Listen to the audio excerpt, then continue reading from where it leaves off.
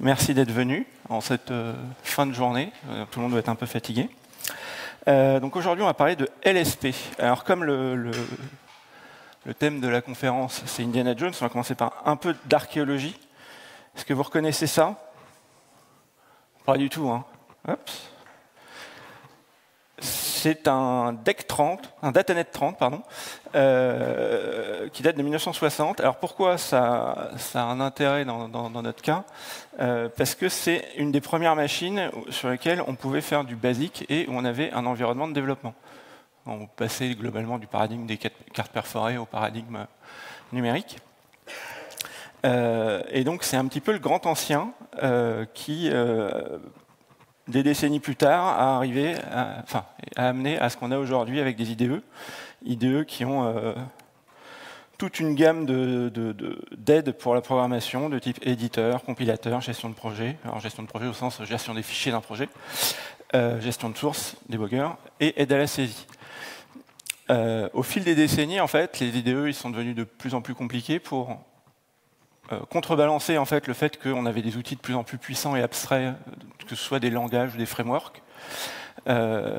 Et notamment, à partir des années 90, on a commencé à avoir de l'analyse sémantique en temps réel sur le code qu'on fait. Par exemple, sur du Java, où on a fait du Eclipse, il y a toute une introspection qui est faite, qui vous donne les erreurs en temps réel, ou qui vous fait de la complétion de méthodes au besoin.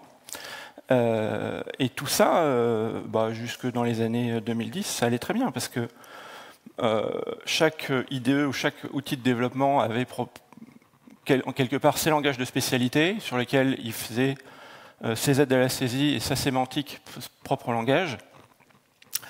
Et globalement, chaque IDE vivait dans son coin avec ses propres outils. La difficulté de ça, c'est que si je suis par exemple un Eclipse, je vais devoir faire des outils pour du Java parce que c'est mon cœur de métier, mais je vais avoir aussi des outils pour du C++, pour des langages web comme du JavaScript. Et puis après, si je suis Visual Studio, je vais avoir exactement le même problème et je vais redévelopper des outils pour faire du Java, pour faire du .NET, pour faire du JavaScript, pour faire du HTML, pour faire du script, que sais-je, et ainsi de suite. Et donc on se retrouve avec un problème un petit peu bête, qui est que si on a n langages et m outils ou IDE, on a une complexité quadratique et on va se mettre à devoir créer beaucoup d'outils spécifiques, un pour chaque langage. Et si par exemple si un nouveau langage arrive, il va falloir créer un outil, ou plutôt un outil spécifique pour supporter le langage sur chaque IDE. Faute de quoi, ça va être difficile d'avoir de l'adoption. Donc on a un problème quadratique. Après, tant que chaque IDE a sa spécialité, quelque part, c'est pas vraiment un problème. On peut laisser vivre comme ça et personne ne nous dira rien. Voilà, ça c'est le topo initial.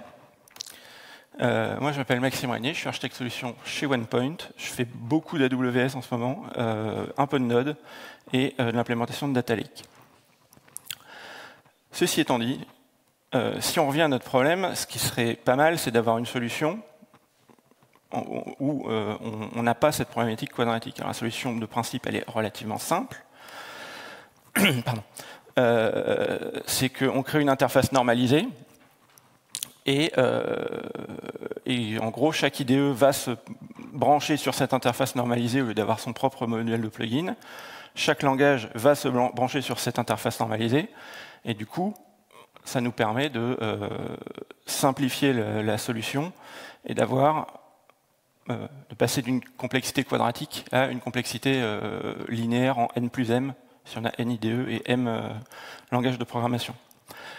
Encore une fois, comme je le disais, par exemple, les gens de Xcode, ils n'ont aucun intérêt à faire ça. Xcode, c'est Apple, ils font du Swift, ils font du Objective-C, ils sont très contents, et ils n'ont pas vraiment envie d'aller chercher tous les langages. Et pendant assez longtemps, en fait, on est resté sur ce paradigme où les gens qui faisaient du Java étaient dans leur monde Java, les gens qui faisaient .NET dans leur mode .NET, les gens qui faisaient du web, ils utilisaient Notepad, mais Notepad, c'est très agnostique du langage.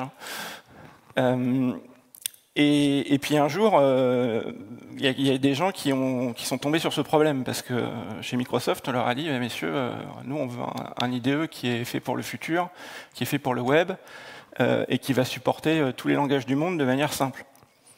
Et du coup, ils ont été embêtés, et du coup, ils ont trouvé une solution qui est de définir un protocole, qui est le Language Server Protocol, qui est le but du talk.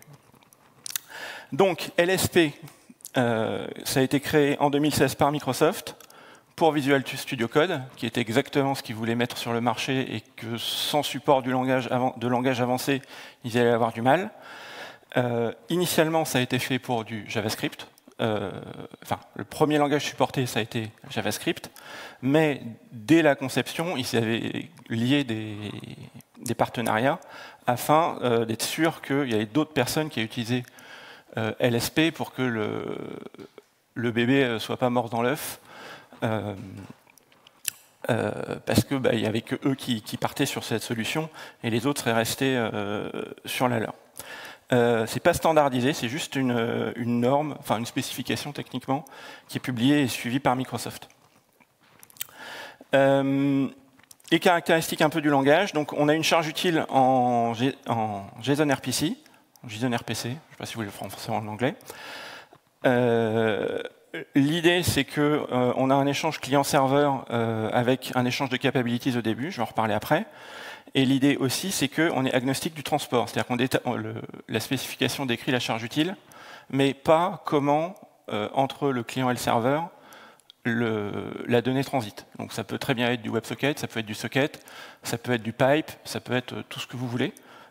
C'est hors de la spécification, c'est quelque part à chaque outil de se positionner là-dessus. Si on reprend l'architecture générale de comment fonctionne LSP, on retrouve à peu près ce que je vous ai montré plus haut dans la solution théorique. C'est-à-dire que d'un côté, on va avoir l'éditeur qui va avoir son interface utilisateur, qui va avoir des buffers vers ses fichiers qui vont discuter avec un client LSP. De l'autre côté, on a un serveur de langage qui va être spécifique à un langage ou à un framework, j'en reparlerai après. Et le serveur RPC, il va avoir un certain nombre de services, de complétion, de formatage, de détection d'anomalies, globalement tout ce que sont les capacités du langage. Et donc les deux discutent via le protocole LSP. En parallèle de ça, on a un accès au code source. L'éditeur, évidemment, il va lire et écrire le code source, mais le côté serveur de langage, on a aussi besoin, notamment pour tout ce qui est retrouver une fonction ou un token dans le code, il a besoin d'avoir accès au code source. Donc typiquement, le serveur de langage va lire le code source, mais par contre les modifications, elles seront faites via le tunnel LSP par l'éditeur. Juste avant, je vous disais que c'est basé sur du JSON RPC. Alors JSON, je pense que tout le monde connaît le JSON ici. Oui. Oui. Par contre, le RPC, JSON RPC, pas forcément. JSON RPC, donc c'est un protocole, comme son nom l'indique, de remote procedure call, donc d'appel de procédure à distance, basé sur JSON. Je vais vous montrer l'exemple juste après. Donc, qui est indépendant du transport, c'était le point d'avant. Les appels se font avec paramètres et notifications. Et typiquement, si vous êtes un crypto-bro, vous devez certainement déjà le connaître. Je vous montre un exemple très simple d'une requête-réponse. Donc ça se présente comme ça, hein, c'est du JSON. Encore une fois, le transport, on l'abstrait. On a la version de JSON RPC qui est 2.0 depuis 2010. On a la méthode appelée, les paramètres et un identifiant de requête. Et on a une réponse qui ressemble trait pour trait, sauf qu'au lieu d'avoir méthode param, on a un result et on retrouve l'identifiant de la requête pour que le requêteur puisse savoir à quelle requête sa réponse correspond. Donc ça, c'est la version simple de JSON RPC. La version LSP, elle est là, ça ressemble plutôt à ça. C'est un tout petit peu plus compliqué, mais fondamentalement pas beaucoup. Alors j'ai omis dans tous mes exemples, il y a un header qui contient une taille de message et un content type qui est fixe, qui dit je suis du JSON RPC, donc qui n'a à peu près aucun intérêt, enfin qui a autant d'intérêt que le JSON RPC 2.0, mais RPC 2.0, il pourrait changer. Et donc, typiquement, on a une méthode qui va être un text document / completion. Donc, text document, en fait, ça va être globalement le type de requête, et completion, ça va être la fonction qu'on appelle. Avec des paramètres, avec des positions. Tous ces paramètres, ils sont spécifiés dans le langage LSP. Je vais pas énumérer, mais globalement, tout ce qui est logique est implémenté de type double, texte. Le truc intéressant, effectivement, c'est la position. Parce que du coup, il faut savoir où se passent les choses. Il y a aussi des offsets. Enfin, bon. Je rentre pas dans les détails là-dessus, parce qu'on n'a pas le temps. Donc ça, c'est un exemple LSP. Et donc, dans le protocole, il y a globalement 3 types de messages. Il y a les requêtes, ça typiquement c'est une requête. Les réponses, c'est ce que je vous ai montré juste avant, la réponse avec sum égale 5. Et après, il y a un troisième type de messages qui sont les événements. Les événements, globalement, c'est comme une réponse, sauf qu'on n'a pas d'ID.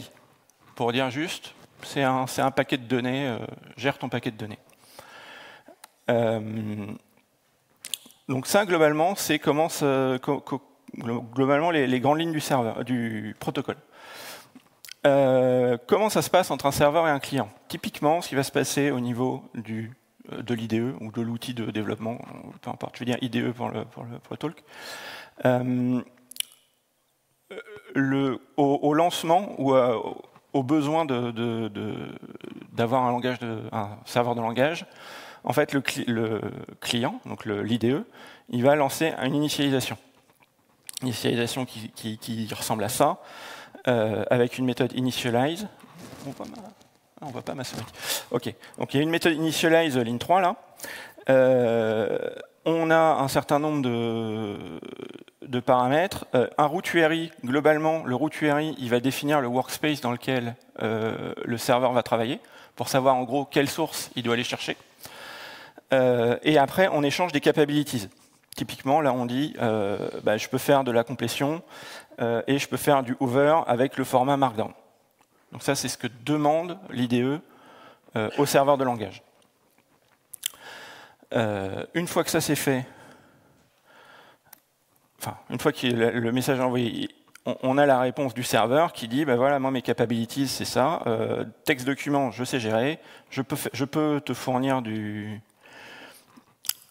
hover, et pour la complétion, en fait, moi je me déclenche sur un point ou un 2 points. Globalement, quand on va récupérer, je vous en parle après, quand on va récupérer une notification, un message de modification de document et que ce qui a été modifié c'est un point, alors le serveur il va trigger la complétion. Et pour finir, il y a la fin du uncheck où le client renvoie un initialized pour lui dire très bien, sans param, très bien, j'ai compris, on est parti, je vais t'envoyer des messages maintenant. Donc après cette initialisation, globalement, ce qui va se passer, c'est que le serveur va être contrôlé à 95% par le client. On n'est pas dans on est dans une relation client-serveur, mais c'est le client qui dirige à peu près tout. Il y a quelques cas spécifiques où c'est le serveur. Par exemple, s'il y a un changement dans les capabilities, le serveur il peut dire attends, client, je sais pas, je peux plus gérer le hover parce que je ne sais pas. Et donc le serveur peut aussi envoyer des requêtes, mais c'est pas la norme. Et donc après l'initialisation, on va avoir des notifications qui sont envoyées par le client globalement sur tout ce qui est l'espace de travail. Donc on a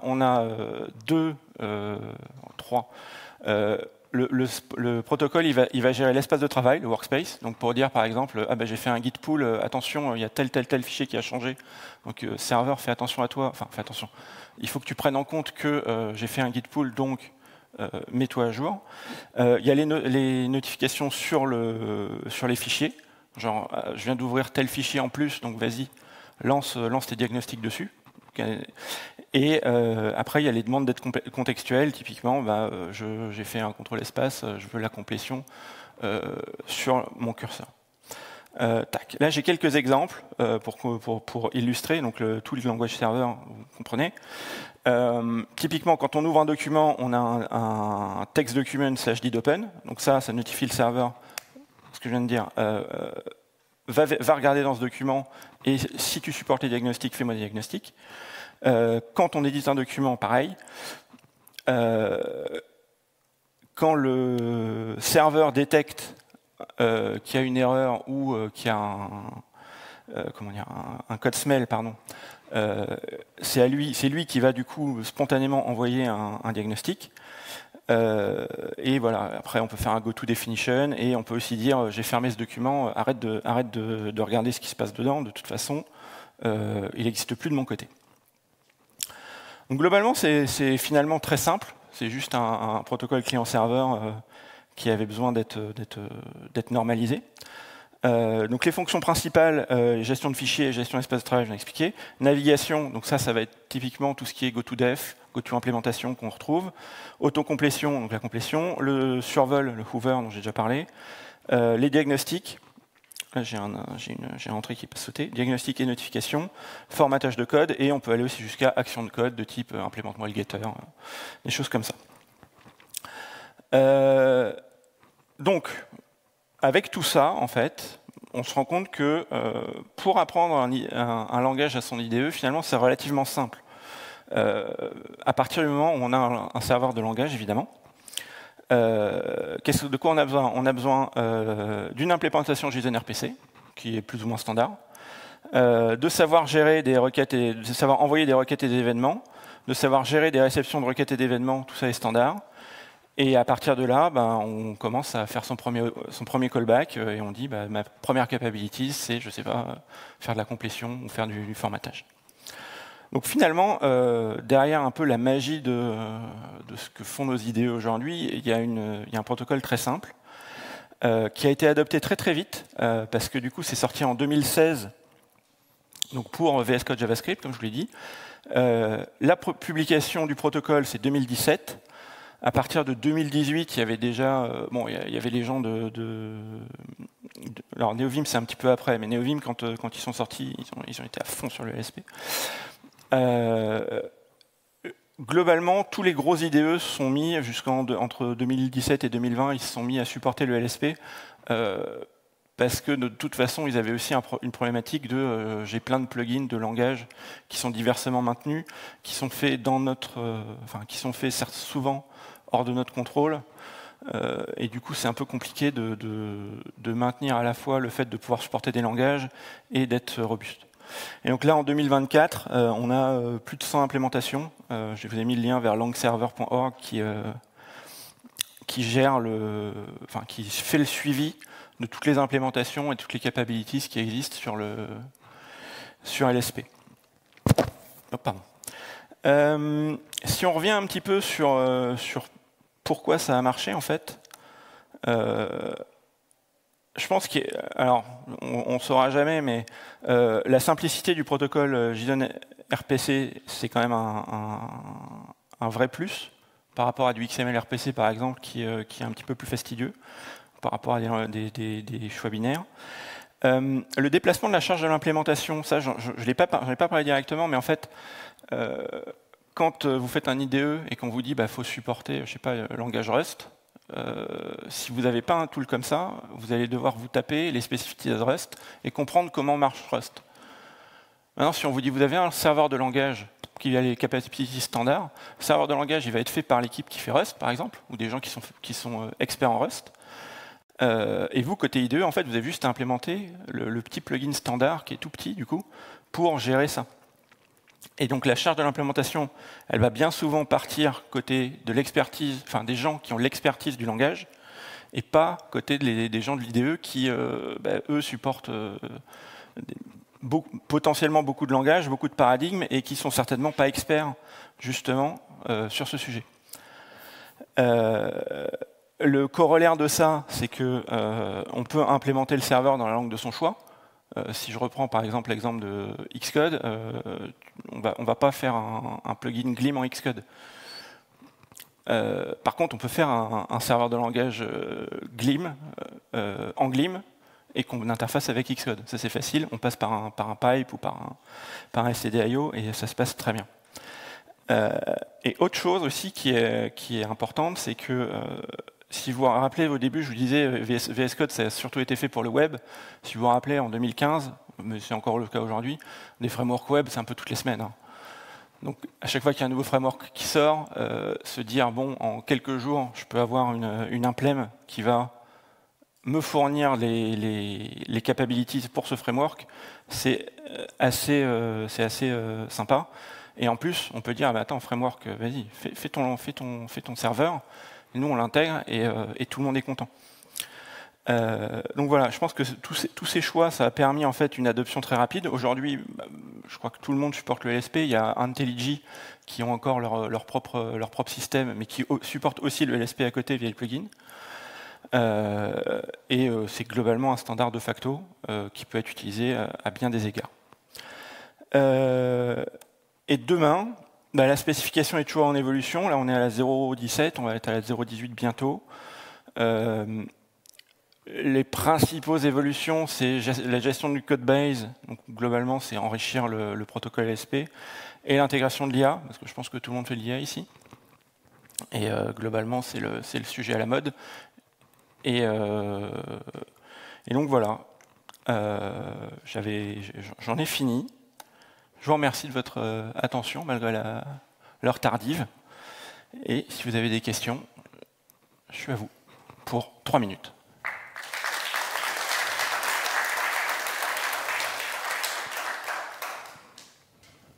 Oui. Il y a un micro ou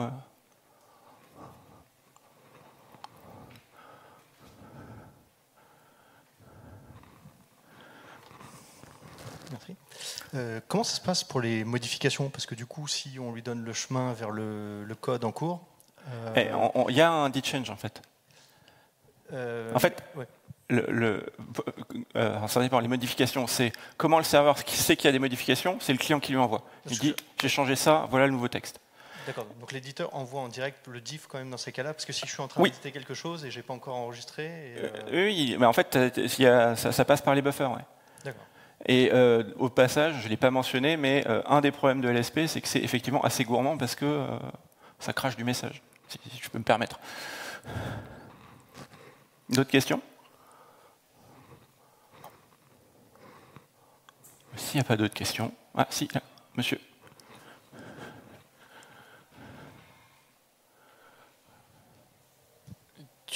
Merci d'abord, c'était très intéressant. Tu as fait une partie de la réponse à la question que j'avais. Tu as présenté plein d'avantages et vois-tu des inconvénients? Et donc tu as parlé du côté gourmand, je ne sais pas s'il y en a d'autres.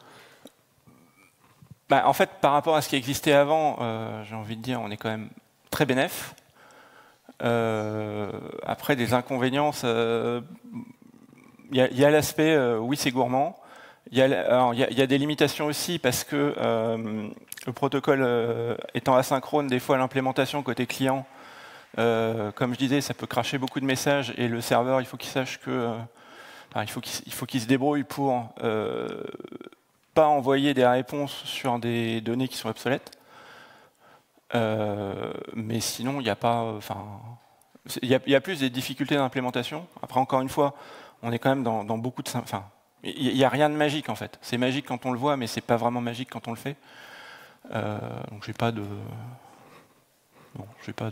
plus de points négatifs. Il nous reste moins d'1 minute. Il y a une question de Monsieur Ballas là-bas. Ah, je t'affiche. Hein. T'aurais pu attendre lundi. Hein.